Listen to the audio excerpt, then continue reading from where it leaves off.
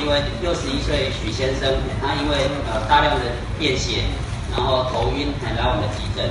那急诊初步评估就赶快帮他输血出点滴，然后给予治疗药物。那治疗之后就收入院治疗。那治疗期间症状已经改善了，那我们进一步完成检查，就是用大肠镜来帮忙他评估。那大肠镜之下是有发现大肠里面有气室跟痔疮，那就这些大概可以说明他之前曾经有流血的伤口的所在。那病人在经过治疗后比较稳定，就出院。那第二个案例是47岁的王先生，他是因为便血，他来到我们的门诊求治。那安排了大肠镜检查，在里面发现了有肿瘤。那经过病理的切片分析是恶性的癌症。那进一步用电脑断层了解这个肿瘤的位置还在肠壁左右，没有侵犯到附近的淋巴结，所以分级上是第2期。之后我们帮病人规划了手术治疗、化学治疗、放射线治疗，之后的追踪就复原完好，也没有再复发。那第3位是一位62岁的胡先生，他其实他的哥哥就因为大肠癌已经开刀过了，那他也被建议说应该要做大肠镜，但是一直都因为怕大肠镜不舒服，没有完成这个检查。那这次是因为国家的癌症筛检，就是粪便潜血反应，它阳性，所以被卫生所通知来我们医院进一步检查。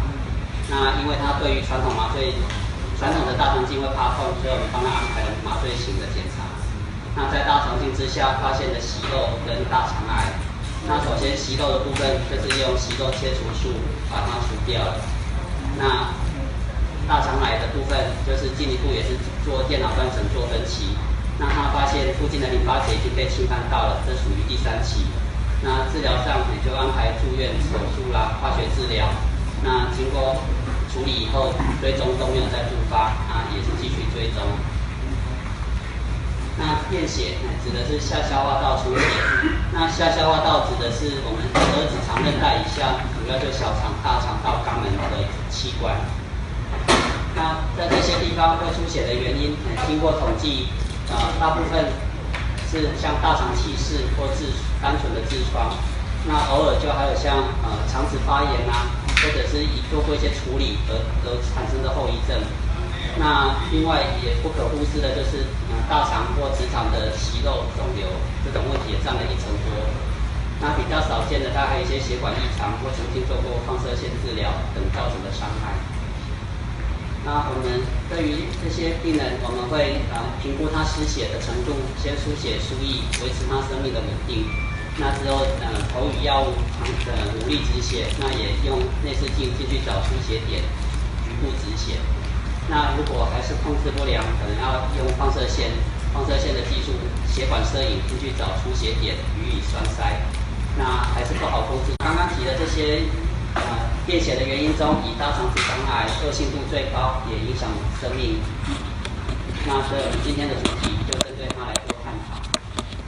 那大肠进一步来说，它位于我们的腹部。那主要就从盲肠开始，那升结肠、横结肠、降结肠、乙状结肠到直肠，最后在肛门结束。那在统计上，全球其实这个大肠直肠癌都受到很大的重视。那发生率也大家每个国家的统计发现它都在增加。那尤其台湾在这10年来，大概增加了1半以上的数目。那以2013年的统计有接近15000人发生了大肠直肠癌，在10大癌症的发生率中，它是排行第1名。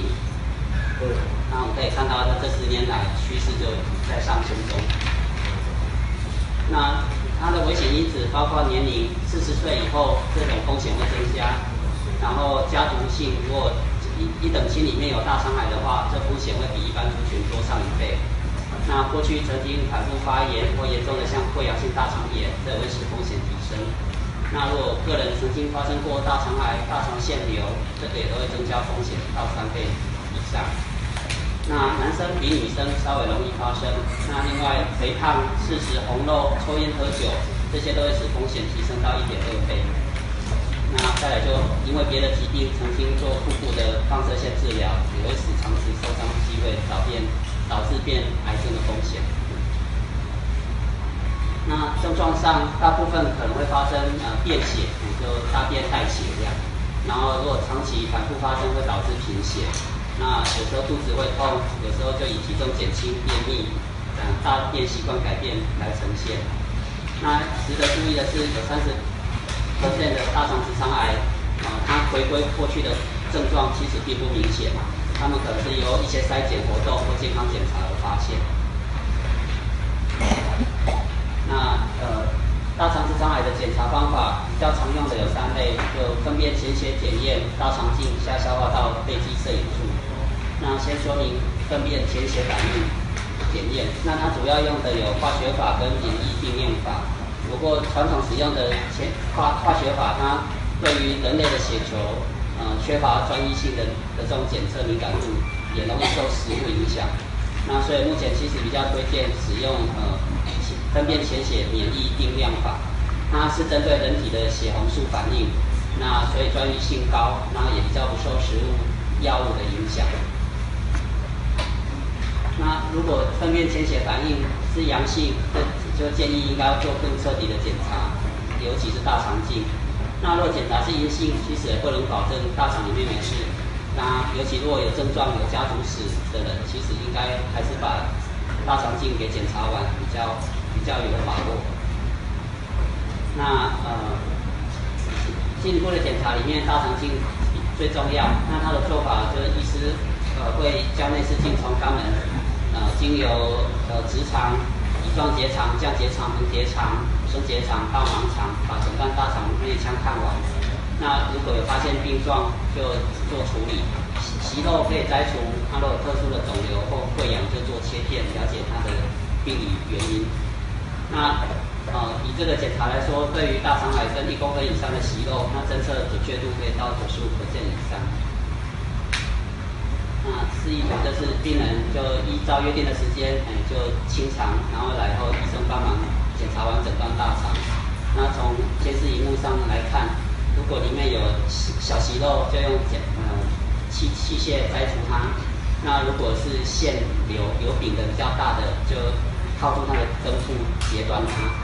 那如果不幸是肿瘤的，就是做切片，那会再进一步验IP 抗原，作为日后治疗的成效跟日后有没有复发的一个参考。那也会安排电脑断层做分期，再进一步安排治疗。那有些病人他可能身体比较虚弱，没办法完成大肠镜，或做的时候实在太难过，中途就停止了，可能会追加下消化道背肌摄影术，那做参考。那这个检查呢，也是要吃泻药清肠之后，我们从肛门灌显影剂进去，跟之后再补加空气，之后照 X 光可以显现出大肠内腔的轮廓。那它对于1公分以下的肿瘤或息肉，有时候检测不到，也没办法立即对于病变的地方做治疗。那它 X 光显现出来的，有可能像这样子，就有些地方显影不出来，那推测起来就是那个地方应该有东西隆起，最糟的可能就是肿瘤。那也有可能有一个像息肉状的东西，那就是有可能长息肉。那也有可能整个地方都塞住了，那可能就是肿瘤的发展让局部变形，造成阻塞。那遇到这些状况，都要进一步安排大肠镜，才能做完整的诊断跟治疗。那如果在大肠镜下发现了肿瘤，我们进一步会了解大肠对于局部的影响程度、附近淋巴结的侵犯，跟有没有远处的转移，这些都会影响病人将来的预后它的存活期跟要选择的治疗。那以这几个点来说，我们目前就是采用美国联合癌症委员会 TNM 的分类来做分期。它的重要点就是 T 指的是肿瘤大小，那 N 指的是附近淋巴结的侵犯程度， M 指的就是有没有转移到远处器官。那以这样分析起来，会是一张大表，那里面大致的分类就会分为第1期、第2期、第3、第4期。那对照过去常用的6个分期，就是 AJCC 的1到3期，就过去的 ABC 3期这样。那表比较复杂，我们简单的概念就是说，第1期指的是癌细胞侵犯到黏膜下层或肌肉层，那第2期就是已经穿透浆膜，影响到附近的器官跟组织，那第3期就有影响到附近的淋巴结，那第4期指的是有远处的转移。那这些侵入越深越远，对于将来的预后就越不利。那主要我们会评估5年存活的这种比例，第1期的大概有90%以上，第2期大概80%以上，第3期就掉到60%左右，第4期就不到1%。那分期完后，我们会选择对应的建议治疗。那主要就是手术治疗、化学治疗跟放射线治疗。那手术治疗它是最主要的治疗，它会尝试去把肿瘤的地方切除掉，然后再把前后的肠子结合起来。那如果肿瘤长在升结肠，可能大肠就会去跟小肠相接。那如果肿瘤长在直肠，有时候肛门就保留不了，要做一个肠造瘘。那依期别，你就可能要再追加化学治疗跟放射线治疗。那化学治疗来说，有辅助性化学治疗，它会减少第3期跟高危险性第2期大肠直肠癌的复发。那引导性的化学治疗是对于无法切除的大肠直肠癌或转移病灶，先用这个治疗让它肿瘤缩小，再来尝试切除。那在直肠癌有时候会考虑使用同步化学放射线治疗，在开刀前先减小直肠癌的体积，然后再来进行治疗，进行手术切除。那呼吸性化学治疗是针对已经无法切除的转移性大肠直肠癌，要控制一些像流血、疼痛，来改善病人的生活品质。那化学治疗中，法式的阻断肿瘤生长，那让肿瘤凋亡。那目前健保上的药有尔必得舒跟癌斯汀，这2者目前不适合单独使用，还需要配合化学治疗。那在需要时，医生会选择这些治疗。那放射线治疗，它是包含像辅助性的放射线治疗，它是针对第2、第3期直肠癌病人手术后要追加这个治疗，可以加强这个治疗效果跟减少复发的机会。那如果在开刀之前，就先进行化学放射线合并治疗，可以让肿瘤缩小。有时候如果那个缩小的体积小，切除的大肠变少，也许肛门就可以保留，免于做肠造瘘的不方便。那呼吸性的放射线治疗是针对已经有大肠直肠癌远处转移，它也是用来控制局部疼痛或出血，提升病人的生活品质。那这些治疗大概目前都已经成熟，也是全球跟台湾都是使用这样的治疗。那我们大概目前针对于发生率大为增加这方面，我们台湾健保上或国家都有比较多的经费来做一些防治。那根据的理念就是早期的大肠癌经过妥善治疗，存活率可以到90%以上。那主要大肠癌的一些癌前病变，像息肉或肿或腺瘤，如果早期发现就除掉它，就不会再发生大肠癌了。那如果统计上每1、2年，如果就做粪便潜血筛检，可以下降接近2%到3%的大肠癌死亡率。那对应的政策，国民健康署从2004年开始推动大肠癌筛检，目前大概筛检年龄是50岁到74岁，每2年做一次。那在大力推广之下，在2014年，50岁到69岁的民众有4成的人有在2年内完成这种筛检。那统计上发现，经过筛检发现的大肠癌有7成都是第2期或更早的早期癌症，存活率比较高。那只有7%发展到第4期。那反观未受筛检而经过其他途径发现的，可能因为已经变血或严重的症状，这种的才来检查，这种就有2成的人已经到达末期。那以成效来说，刚刚看到的发生率大概增加1半，这10年来。不过因为大力的防治，我们大概死亡率还能够保持，不至于增加太快。那成长的趋势就比较缓和。那于10大癌症的死亡率，大肠直肠癌目前排名第3。那波东伟医院也有积极配合国家政策，那推行大肠癌筛检。那也经过门诊或卫教，有机会就帮病人安排。那如果有发现阳性，也会进一步追踪检查，那必要时做治疗。那以2013年到2015年，每年大概都有3000多位病人完成检查，3000位民众或病人完成检查。那其中也大概有7% 到1成左右出现阳性反应，那会再帮他安排进一步的检查，尤其就是大肠镜。那在这3年，我们做的大肠镜就陆续也是发现了有些患者得到发生的息肉，那就予以局部的处理，那再做追踪。那也有少数的病人不幸有大肠癌，我们就会安排手术、化学治疗、放射线治疗等。那就尤其是分辨潜血阳性反应者，其实做了大肠镜可以发现，超过70%有发生息肉及癌症等病变。那所以对于潜血阳性的这个报告，我们要很重视它，要进一步完成大肠镜检查。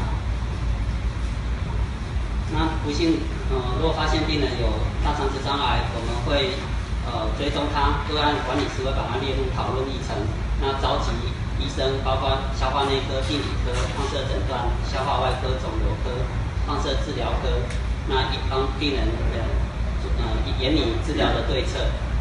那如果需要手术一些治疗，我们会有护理师、检验师，然后营养师来帮忙适当的介入，帮病人调整跟做一些治疗的改善。那如果病人遇到这个重大的冲击，心理层面或一些需要帮忙经济的部分，一些心理师、社工医师会帮忙。那如果长期病程比较不稳定，就还会有安宁照护、居家照护介入。那我们也会在门诊区还有